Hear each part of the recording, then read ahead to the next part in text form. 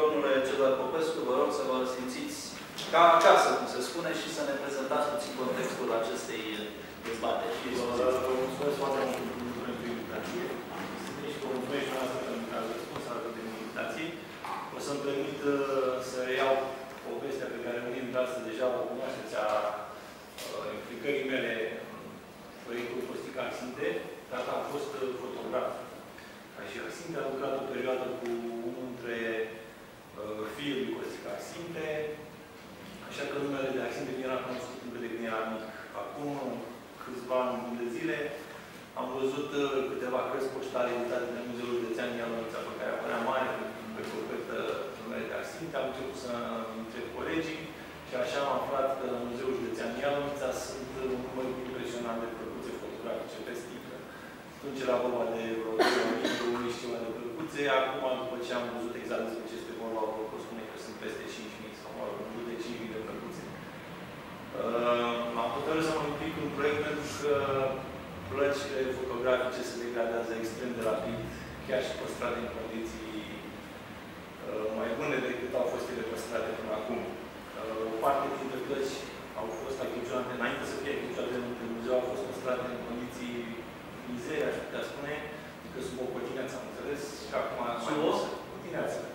Sub o cotineață, și acum mai găsesc pe ele bucăți de grinați, paie, pământ, care ocupă foarte mult timp. Înseamnă că trebuie să le curăț înainte să le scanezi. Am început activitatea de digitalizare propriu-zisă anul trecut în noiembrie. Până în acest moment am reușit să fac puțin peste 1500 de plăcuțe. Toate pozele pe care le-am scanat, le-am pus pe internet, se găsesc în Flickr Commons, se găsesc pe Facebook sau pe site-ul pe care l-am menționat și colegul dumneavoastră. O să vă dau niște cliente înainte să ne despărțim și acolo să găsiți exact adresele de internet despre care am vorbit în cazul să vă notați acum. Cel mai simplu este să căutați pe Google, Costica Axinte, primele 2-3 pagini de proiect și ajungeți ușor în doriți. Dacă aveți întrebări, vă stau la dispoziție. Eu am atât am auzit despre de Costica Axinte și munca pe care o fac. Am înțeles, domnul Boris. Până la întrebări, poate domnul Cernău să ne prezinte perspectiva unui muzeograf. Bun, din perspectiva unui muzeograf, ar trebui să știți câte ce am să Costica Axinte mai zice care așa. Deci, pe scurt, s-a născut în 1997, a fost al 2 ani cu familie cu 7 copii. Cât s-a născut? 1997. Cei care s-au uitat în presă sau pe internet au văzut că apare sub două nume, Axinte cu S sau cu X. Asta din cauza unei erori la Registrul Istoric Civil a fost numele tatălui scris de 2 ori în ambele variante. Iar artistul Axinte a întrevăzărit ocazia să profite, să aleagă varianta cu o rezonanță mai plăcută și a ales cea cu S. Motiv pentru care în majoritatea actelor oficiale până în 60 apare cu acest nume. După anii 60, probabil, datorită preferinței autorităților comuniste pentru varianta cu X, apare cu X cu menacul de decedat. A făcut școala pe Vieț, iar în anii adolescenței a venit la București și a... Este o comună în... foarte aproape de Slobozia.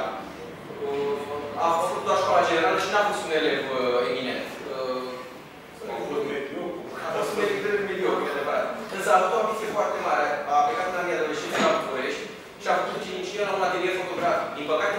Din păcate nu știm care este acest atelier. Cert că acolo a prins această pasiune pentru fotografie, pe care mai târziu o a demonstrat.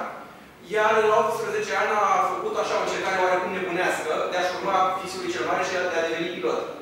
S-a înscris la cursurile școlii de pilotaj la Cotroceni, ținând cont că atunci în țară erau doar 20 de piloți, erau niște examene foarte grele. Din păcate nu a reușit să ia acest examen. Însă s-a înscris, cum a început războiul, câteva luni mai târziu după examenul acesta, s-a oferit voluntar în cadrul grupului 3 Aviație și chiar dacă făcea o muncă de laborator, el se afla tot timpul în apropierea liniei frontului și acolo unde era acțiunea întâi, deoarece acele avioane aveau o rază mică de acțiune, iar fotografiile aeriene trebuiau dezvoltate rapid pentru a observa mișcările mișcările strategice ale inamitului. Această oportunitate de a se afla în apropierea frontului e vizibilă și fotografiile lui din primul război mondial. El a făcut atunci mii de fotografii, dintre care mai mult de 300 le-a pus într-un album personal, album care se află acum, din fericire, la noi la muzeu. Și cum spuneam, această perioadă între anii 1914 și 1920 constituie un prim capitol important al vieții lui. După primul război mondial, a încercat să-și urmeze pasiunea fotografiei mai departe. A reușit să deschidă în anii 30 celebrul atelier, acum, cel puțin în Slobozia, Fotoscreen de la Xinte, atelier care a funcționat până în anii 60, iar când autoritățile l-au dărâmat pentru a construi alte clădiri, atunci a ieșit și Costică la pensie și acesta a încheiat al doilea capitol al vieții lui. A continuat să mai facă fotografii până când fiul lui cel mare, care i-a urmat pasiunea și a deschis un atelier fotografic în apropierea fostului atelier al tatălui său, dar când fiul său a decedat în 79 și la 2 luni a decedat și soția lui, atunci s-a retras complet din viața publică și în 1984 a murit.